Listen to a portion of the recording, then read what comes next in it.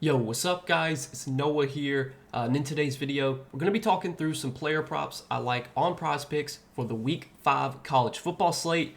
Really exciting week of college football. We got some big games this week, a top 5 matchup between Oregon and Penn State. You got Georgia, Alabama playing this week. It sucks that those two games are going on at the same time, but yeah, Georgia, Alabama, Ole Miss, LSU play on Saturday. There's a couple other games as well, but it's a really exciting Week 5 slate. I've got some early player props I like for this slate, guys. Taking a look at the board the day before. I'm recording this video on Friday afternoon. Going to give you guys 3 plays in this video. And as always, we're going to talk through these plays and share why I like them. Now, before we do get started, make sure that you guys hit that like button down below. If you enjoy these Prizepicks videos, make sure to hit that subscribe button as well. And if you guys are new to the channel, if you're new to Prizepicks, if you don't have a Prizepicks account, make sure that you go sign up. Use that promo code NOAH when you do sign up for Prizepicks with my promo code. And play $5, you're going to get $50 worth of free lineups just for signing up and using code NOAH. So definitely check out Prizepicks if you have not yet. They do have a free square available right now, so I did want to shout that out real quick. As you can see on the screen, Jalen Hurts pass yards is set at 0.5. This is for the NFL game on Sunday, the Eagles-Bucks game. Jalen Hurts, 0.5 pass yards. Definitely take that while it's available. This is available to everyone, so new users and existing users, you get this free square. But that's another incentive to sign up for Prizepicks right now. They have a free square up for NFL. I'm always going to promote these free squares, these discounts, because they're easy ways to make money. And I'm trying to help you guys make money in the end. So definitely check out Prizepicks, guys. Use that free square while it's available. And again, if you don't have an account over there, sign up with code NOAH. So that way you get those $50 in free lineups once you play your first $5 lineup. And then I do also want to shout out Sleeper, because we are partnered with Sleeper as well. You guys can go sign up for Sleeper. Use promo code NOAH over there. You'll get your first deposit matched up to $100. So whatever you put in on your first deposit, Sleeper will match it 100% up to $100. If you want to sign up and deposit $100, they'll give you an additional $100 to play with. So now you got a $200 bankroll to work with. You can try and build that bankroll up over on Sleeper. But if you guys are new to the channel, if you've never heard of Sleeper, if you don't know what Sleeper is, they're a DFS pick'em app. They're very similar to Prizepicks. You just pick more or less on player projections. You build out your lineup. You can do up to an 8-pick lineup on Sleeper. You can win up to 100x your money. Go check them out, guys. And again, when you sign up for Sleeper, use that promo code NOAH, so that way you get that first deposit matched up to $100. But yeah, man, talking through some props that I'm liking for this week, for Week 5. Before we do that, I do want to recap our plays from our video last week for Week 4. So we gave out 3 picks last week. Unfortunately, we went 1-2, so did not have a great week last week. We missed on Devin Dampier's over on pass plus rush yards. We missed on Anthony Henderson's over on rush plus receiving yards. Both of those plays, unfortunately, did not come through for us. We did hit on K. Klubnik over fantasy score, but 1-2 last week, obviously not great. Let's try and bounce back here, go 3-0 this week for these 3 plays for Week 5. So talking through the plays I'm liking this week, first prop that we're going to take a look at is going to be a pass yards prop. And I'm going to be looking at Brendan Sorsby. And I like his pass yards of 203.5. Going to take him for more than 203.5 pass yards on Brendan Sorsby. Now, Sorsby, so far this season, has gone over this line in 2 out of 3 games. The one game he went under was their first game of the season against Nebraska. I'm pretty sure that was I think that was a Week 0 game. He did not really play that well. Only had 69 pass yards. He only completed, I think, like 13 passes. Yeah, 13 of 25 passes for 69 yards. And then the last 2 weeks, he's played a lot better. Now, their opponents obviously have not been the same caliber as Nebraska. I mean, last week they played Northwestern State, and he had 253 pass yards on 15 out of 15 attempts. So he completed 100% of his passes last week against Northwestern State. And then against Bowling Green, he threw for 333 yards, completed 17 of 24 passes in that game. Sorsby's looked a lot better the last 2 weeks. Again, they have played some softer opponents. In the spot going on the road to play Kansas, this does set up as another spot where, hopefully we'll see Cincinnati playing from behind in this game, because I think that type of game script would definitely favor Sorsby to be dropping back more, to throwing the ball more. And if you look at the spread in this game, right now it is a 4.5-point spread favoring Kansas. Anytime teams go on the road, there's obviously a chance that, they get behind, they're forced to throw more. And I definitely think this could be a spot where Cincinnati is forced into more dropbacks.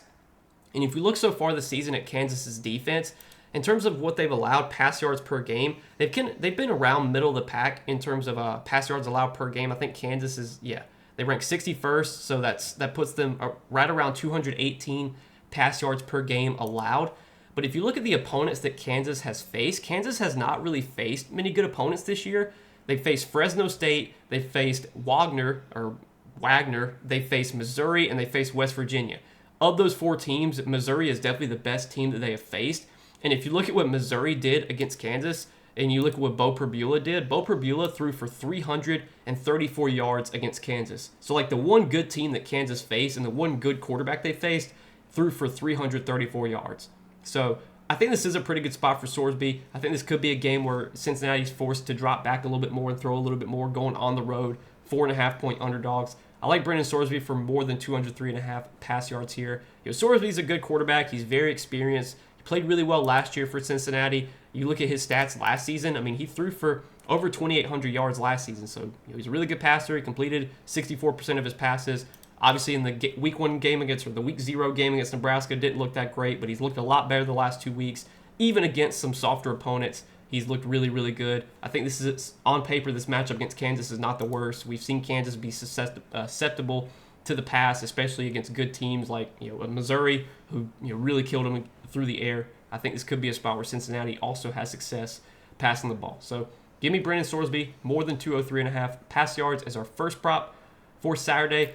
Now, the next 2 props that we're going to take a look at are going to be fantasy scores. I love betting college football fantasy scores. I think there's a huge edge with college football fantasy scores. I already posted 6 college football fantasy score props on my Patreon, and literally all 6 of the lines got bumped within like 5 minutes, just because there's a huge edge. And Prizepicks knows this. Prizepicks is they're going to be very lenient with fantasy scores. When people start hitting fantasy score lines, they're going to bump the lines very quickly, because these are lines that there's not a lot of data that goes into these lines. These are lines that Prizepicks has to come up with themselves, and that can always make there be an edge.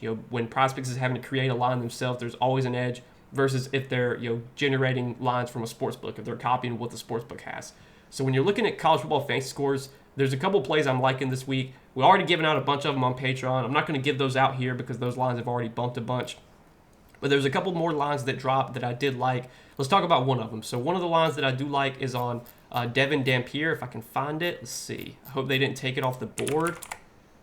Okay, it looks like they took all of Devin Dampier's props off the board. I'm not exactly sure why, unless he got ruled out or something. So I guess we're just going to skip that one. We'll give out a couple more plays because there was actually a couple other ones that I was eyeing. So one of the other props that I was eyeing, another fantasy score line that I was eyeing that I did like was on Trinidad Chambliss. I was looking at his over 22.5 fantasy score. This was a prop that I did also like, so we'll give this one out in this video. And let's talk about why I like this prop on Chambliss. Now, Chambliss took over as the quarterback for Ole Miss in their game against Arkansas. In that game, Austin Simmons got hurt, so Chambliss was in there, played pretty much the entire game. I want to say Simmons got hurt very early in that game against Arkansas. I think he only played like the first couple snaps, and then he got injured. And Chambliss played really well in that game against Arkansas, threw for 353 yards, also ran for 62 yards. And then after playing so well in that game, Austin Simmons was still a little bit banged up, so against Tulane, they let Trinidad Chambliss get the start again. And Chambliss once again played great. Threw for 307 yards, also ran for 112 yards. It's already been announced that Chambliss is going to start this week against LSU. My one concern with this prop is that Chambliss, if he does play poorly, I think we could see him potentially get benched for Austin Simmons, because if Austin Simmons is healthy, which I'm assuming he is at this point, Simmons is obviously a very good quarterback as well. I mean, he was one of the top projected quarterbacks coming into the season, and he's kind of, so far, he's basically lost his job to Chambliss, who's just been playing out of his mind. But I think Chambliss, if you look at his game sets up really well for fantasy. When we're talking about fantasy points, how fantasy points are calculated, you get fantasy points from pass yards, passing touchdowns, you get fantasy points from rush yards. And Chambliss is a very mobile quarterback. If you look at his 2 starts this year against Arkansas and against Tulane, like I said, in those games he's ran for 62 yards and 112 yards to go along with over 300 yards passing in both of those games. Now, sure, the level of opponents, Arkansas and Tulane, those 2 teams are not on the same level as LSU. But Chambliss just has such a good skill set for fantasy to be able to rack up fantasy points. This Ole Miss offense is a very explosive offense. They throw the ball a ton. They always are looking for big plays. They gun the ball down the field. They're a team that can put up a lot of points, pretty much any week. And playing at home here, I think it's a lot more likely that Ole Miss's offense plays well at home versus if this game, if this game was being played at LSU, I think that would definitely be a little bit more worrisome for Chambliss. But playing at home, I expect Ole Miss to play well at home here. And although LSU is definitely a better opponent than the last two teams that Chambliss has faced, Chambliss has shown really good upside since he's taken over as a starter. He's shown really good fantasy upside, just being able to get it done as a passer and as a runner. And if you just look at where his projections are set at for Saturday, I mean, the sports books, despite the matchup against LSU, they're still expecting some big some big lines here from Chambliss because he's got a 206.5 pass yards prop. So he's projected to get about 10 fantasy points just from pass yards. He's projected to get about 5 fantasy points from rush yards because he's projected for 52.5 rush yards. And then you got to factor in touchdowns. He's favored to throw 2 touchdowns here, and if he throws 2 touchdowns, that's an additional 8 points. So if we give Chambliss 250 pass yards, that's 10 points. If we give him 50 rush yards, that's 5 points. And then if we add on 2 passing touchdowns, that's 8 points. So right there, that's 23 fantasy score. And then you got to think, maybe he throws for more than 250 or 260 pass yards. Maybe he runs for more than 52 yards. I mean, the last 2 weeks, he's run for 62 and 112 yards. Maybe he gets a rushing touchdown. With how mobile he is, there's always a chance he gets a rushing touchdown. He did have 2 rushing touchdowns in their game against Arkansas. So Chambliss just has such a good skill set for fantasy. His ability to, not only get it done as a passer, but also as a runner makes him one of the better fantasy quarterbacks. This line of 22.5 on Prizepicks, I think, is a little bit low here on Chambliss. If we look at Underdog right now and where they have their line set at on Chambliss, they have their line set just over 24 fantasy points. They have them at 24.05. I think this line should be like 24.5. I think this line's about 2 points too low. I do like to play for Saturday. Going to take Trinidad Chambliss for more than 22.5 fantasy score. And then our third and final play is going to be another fantasy score prop. We're going to go to the Tennessee and Mississippi State game, and I like Deshaun Bishop for more than 10.5 fantasy score. Bishop, he's been playing really well lately. Had a really good game last week against UAB. Ran for I think like 70 yards. I think he had like 2 touchdowns last week against UAB. Ran for 59 yards, had 2 touchdowns. Did really struggle against Georgia, but obviously that's a very tough matchup. Georgia's been one of the best defenses in college football the last few seasons. They're always a good defensive team. They've always been very stout against the run. And then the game against ETSU, he only had 3 carries in that game. That was a game that Tennessee won by like 50-something points. So I'm pretty sure the reason he just didn't do that well against ETSU was because they didn't need him to play that well. It was a game they easily won. And then in their opener against Syracuse, Bishop did play really well in that game. 11 carries for 82 yards and a touchdown. Also did have 2 catches for 44 yards.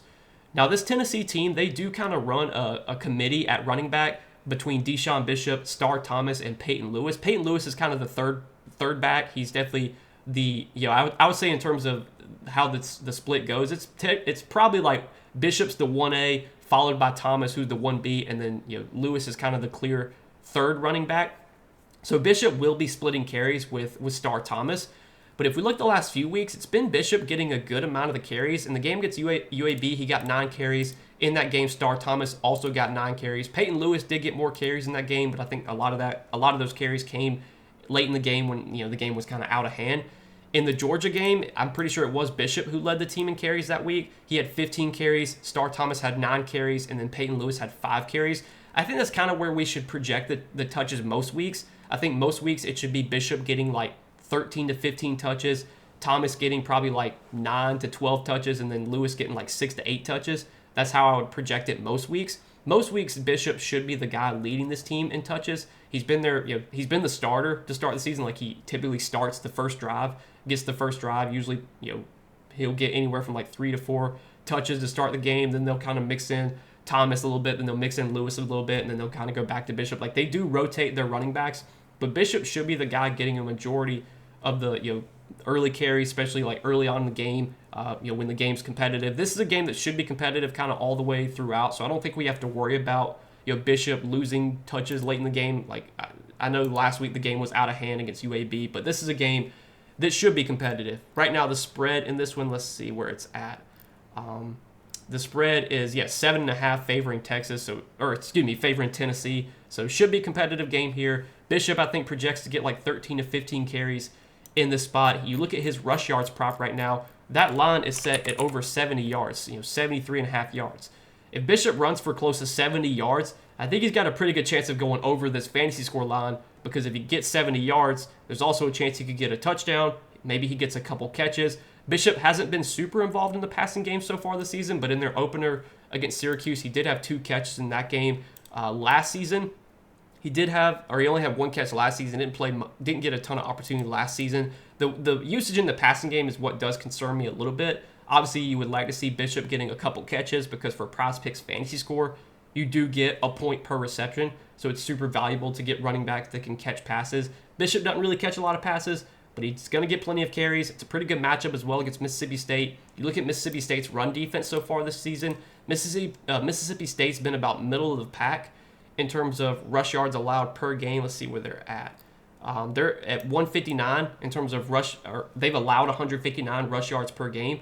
And if you look at the teams that Mississippi State has faced, kind of similar to Kansas, like Mississippi State has not faced many good teams. They faced Southern Miss, Arizona State, Alcorn State, and Northern Illinois. The one good team they faced was Arizona State. And if you look at what Arizona State did on the ground against Mississippi State, Arizona State ran all over them. Raleek Brown had 18 carries for 110 yards. Kanye Udo had 23 carries for 105 yards. So both of Arizona State's running backs ran for over 100 yards against Mississippi State. Like, this Mississippi State team is definitely vulnerable on the ground. I think this is a good spot for Tennessee to be able to establish the run. They're 7.5-point favorites in this game, so they should be playing with the lead. Anytime Tennessee's playing with the lead, that's going to set up pretty well for Deshaun Bishop because he's the guy that gets a lot of those carries late in the game when they're trying to kill the clock. When they're trying to run the clock out, that's usually Bishop getting those carries. So this does set up as a good spot for him. I think 70 yards is something he can definitely get here, and I think he's also got a pretty good chance to get a touchdown as well. If he gets into the end zone, feel pretty confident about him going over 10.5 fantasy score. And if you look on Underdog right now, you compare their line to Prizepicks, their line is set at 12.65. So they have their line 2 points higher than what Prizepicks does. I definitely think Prizepicks is a little bit low here on Bishop. I think this line should be like 12.5, 13.5. I think 10.5 is a couple points too low. So this is what we got, guys. 3 plays for the Week 5 college football slate. Should be, again, a fun week of college football. Some big games this week. I'm excited for this one. Hopefully we can go 3-0 here. We can hit all 3 of these plays for Saturday. But as always, guys, appreciate you watching. Appreciate your support on these Prizepicks videos. Make sure that you hit that like button down below. If you enjoy these videos, make sure to hit that subscribe button as well. And again, if you guys don't have an account over on Prizepicks, be sure that you go sign up. Use that promo code NOAH. When you do sign up for Prizepicks with my promo code, play $5, you're going to get $50 worth of free lineups just for signing up and using that code NOAH. So definitely check out Prizepicks if you guys have not yet. But as always, good luck this week, guys. Let's win some money on this Week 5 college football slate, and I will see you guys in the next video.